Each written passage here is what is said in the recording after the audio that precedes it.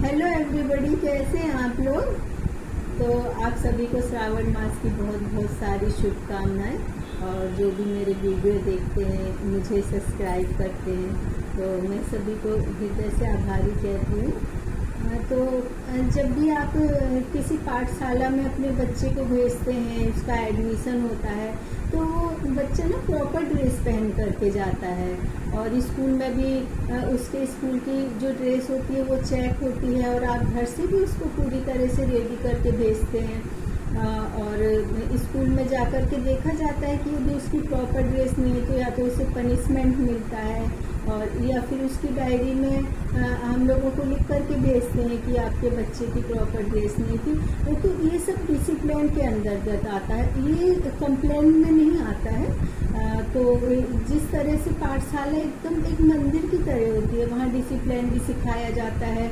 और मॉर्निंग के समय प्रेयर होती है, और प्रेयर के में भी बच्चों को इसलिए जो मंदिरों में लागू होना चाहिए, क्योंकि ये जो मंदिर होता है, और ये जो मंदिर होता है, तो हम तो अपने छोटे से लेकर के बड़े सारे काम भी जो करते हैं पूजा पाठ और मंदिरों से ही शुरू करते हैं।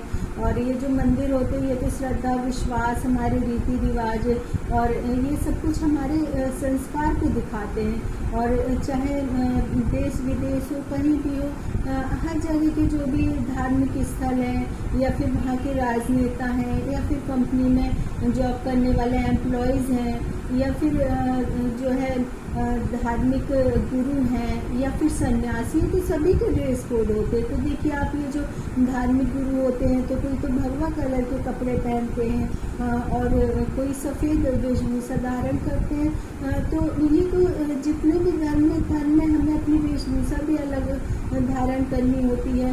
और हमको धार्मिक कार्यों में या धार्मिक स्थलों में भी उसी तरह से रहना चाहिए, ना कि हमें ये जिद करनी चाहिए कि नहीं यहाँ ये ड्रेस कोड लागू हो तो हम इसका विरोध करेंगे। तो देखिए इतनी सारी प्रॉब्लम्स तो हम लोगों के पास वैसे ही हैं। और जो है महिलाएं होती है तो उनका तो कार्य होता है कि पेशेंस से रहना, सारे समाज को संभालना, कोई गलत रास्ते पे जा रहा है तो उसको सही रास्ते पर लाना। और हम इसी तरह से प्रोटेस्ट करने लगेंगे कि नहीं, हमें तो प्रोटेस्ट करनी है क्योंकि यहाँ पर हमको हमारे मनमाफिक कपड़े मंदिर में नहीं पहन करके जाने देंगे। तो ये जो मुट्ठी भर लेडी नेता होती है, तो ये खुद प्रोटेस्ट इसलिए करती हैं कि इनको ज़्यादा से ज़्यादा पॉपुलैरिटी मिले, और इनकी तो पॉपुलैरिटी गेन हो जाती है, और हमें नहीं पता चलता है कि हमारे जो आत्मा है उसको कितनी बाद में बुलानी होती है कि हम एक भगवान के लिए लड़ रहे हैं। तो कम से कम हमें इतना तो नहीं करना चाहिए कि हम भगवान को लेकर ही लड़ाई कर रहे हैं। और जो मंदिर में तो हमको हमेशा ही अच्छे कपड़े पहनकर जाने चाहिए, ना कि हमें अधूरे से अधूरे कपड़े या फटी जीन्स पहनकर जाना चाहिए।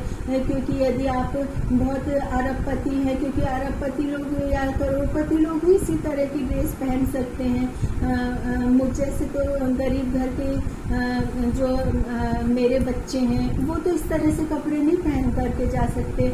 और यदि अरबपति होकर के आपके पास पूरी ड्रेस ही नहीं, तो आप भगवान से क्या कहेंगे कि भगवान ने तो आपको इतना सारा पैसा दिया, बड़ी बड़ी गाड़ी दी, बंगले दी, और आप जब मंदिर में पूजा करने के लिए जा रहे हो तो आपके पास पूरी ड्रेस भी नहीं है। तो कम से कम आप जब मंदिर जाएं तब तो प्रॉपर ड्रेस पहन करके जाएं। और यदि चाहे किसी भी धर्म की लड़की की जब शादी होती है तो शादी में वो पूरी प्रॉपर दुल्हन के ड्रेस में होती है, ना कि वो अपने मनमाफिक जैसे छोटे कपड़े पहनती, शॉर्ट ड्रेस पहनती, वो नहीं पहनती है। तो इसलिए मैं चाहती हूँ, और भी कई लोग हैं कि ये चाहते हैं कि मंदिर में भी स्कूलों की तरह ड्रेस कोड लागू होना चाहिए। और जो इन नियमों का पालन नहीं करता है, उल्लंघन करता है, तो इसके लिए सजा का भी प्रावधान होना चाहिए।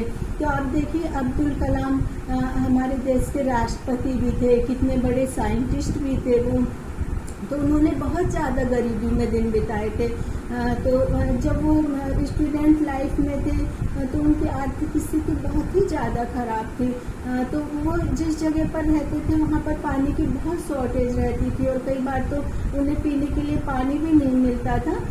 तो कई जगह ऐसी होती थी जैसे जहाँ पर पानी तो होता था लेकिन वो इतना नीचे होता था पानी कि वो उस पानी को लेकर के पी नहीं सकते थे। तो वो थोड़े थोड़े कंकड़ लेकर के उस पानी में डालते थे, फिर जब वो पानी ऊपर आ जाता था तो वो उस पानी को पीते थे। और वो सुबह 4 बजे उठते थे और 4 बजे उठ करके स्नान करके तभी वो कोचिंग लेने के लिए जाते थे। जब कोचिंग लेने के लिए जाते थे तो उनके स्टूडेंट के लिए भी एक नियम बना हुआ था। उनके पास जितने भी स्टूडेंट आते थे वो ये कहते थे कि तुम जब भी मेरी कोचिंग में आ रहे हो तो तुम सुबह स्नान करके आओ, प्रॉपर विद्यार्थी की ड्रेस में आओ। यदि आप इस तरह से नहीं आओगे तो आप मेरी कोचिंग में नहीं आना। तो आपको अपने जीवन में आगे बढ़ने के लिए सोचना चाहिए, ना छोटी छोटी बातों को लेकर के पीछे होना चाहिए, क्योंकि आप लोग यंग जनरेशन है, आपके हाथों में ही हमारे देश का भविष्य है।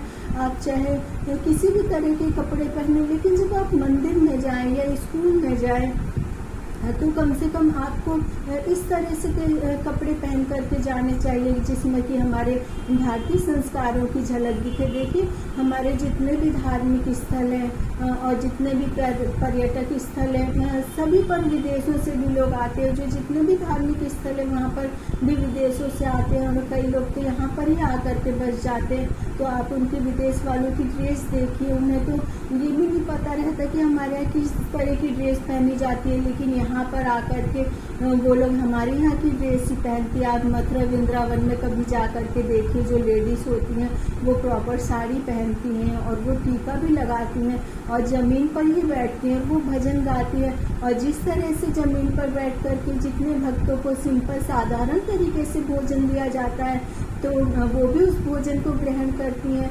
तो देखिए वो लोग तो कभी नहीं कहते कि नहीं हम तो वहाँ जा रहे, तो वहाँ जाकर के तो हम अपनी मन मर्जी से जिएंगे, तो हम तो यहाँ के रहने वाले नागरिक हैं और आप लोग तो हमारे देश का भविष्य है। तो आप लोग ये चंद मुट्ठी भर नेताओं के कहने पर आकर के कभी उग्र ना हुआ करें, ना प्रोटेस्ट किया करें। तो मैं तो यही कहूँगी कि मंदिरों में ड्रेस कोड लागू होना बहुत आवश्यक है।